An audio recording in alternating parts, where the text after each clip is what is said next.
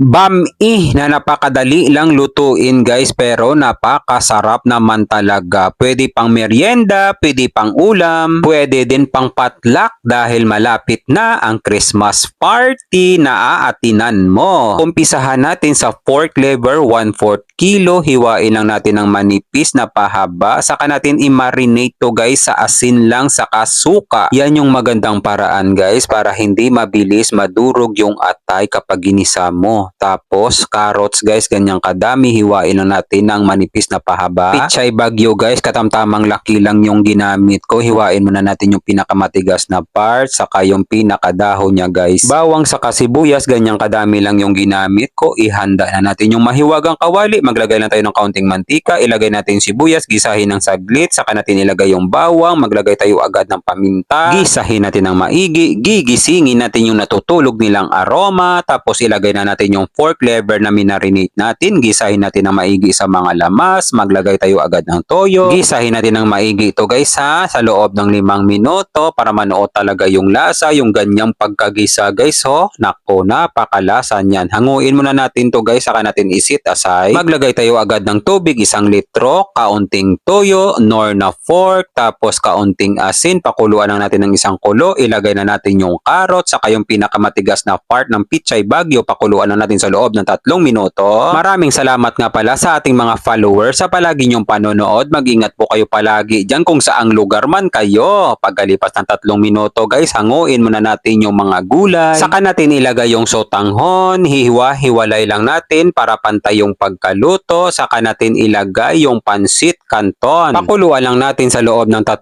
minuto hanggang mag-half cook guys. Yung ganyang pagkaluto guys, pwede na yan. Tapos ilagay na natin yung mga gulay, saka yung hinango nating pork liver. Saka natin simutin yung pinaglagyan ng pork liver. Ilagay na natin yung dahon ng pichay bagyo. Bibigyan ko na lang to ng mga 2 minuto. Luto na yung pinakamasarap na bami na lulutuin mo. Napakalasa nito guys. Mag-i-enjoy talaga yung mga katrabaho mo, kabarangay mo, ka-Christmas party mo. Siguradong baka mag-sharon pa sila. Yung ganyang pagkaluto, huwag nyo i-overcook para hindi magputol-putol yung pansit canton sa sotanghon. Okay na yung ganyang pagkaluto guys para kapag kinain ng katrabaho mo, mapapawaw siya sa sarap. Syempre, magtira ka din sa bahay nyo para sa pamilya mo. Ma'am and sir, maraming salamat po sa palagi nyong panonood. Ganon din sa ating mga kababayang OFW sa palagi nyong panonood. Maraming salamat. Mag-ingat po kayo palagi dyan kung saang bansa man kayo. Ito yung bami na malasa na pwede mo pang merienda, pwede din pang ulam. Huwag na natin patagalin to. Pasalamatan muna natin sa itaas. God, maraming salamat po sa biyaya na binibigay mo sa araw-araw. I-bless nyo po yung food na magiging silbing lakas sa katawan namin. Amen. Kain tayo guys. Kain Pinas. Bami.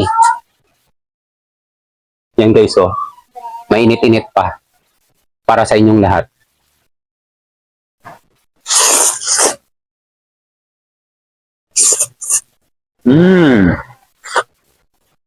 Sarap guys. Parang may kulang kanin. Sarap sa kanin yan guys. Lagyan natin ng atay. Yun.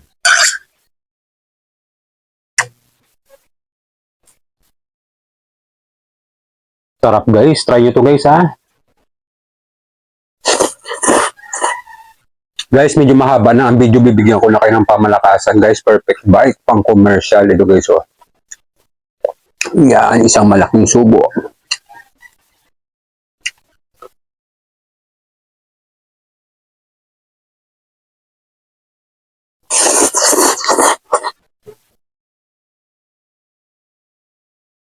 Kampiyon!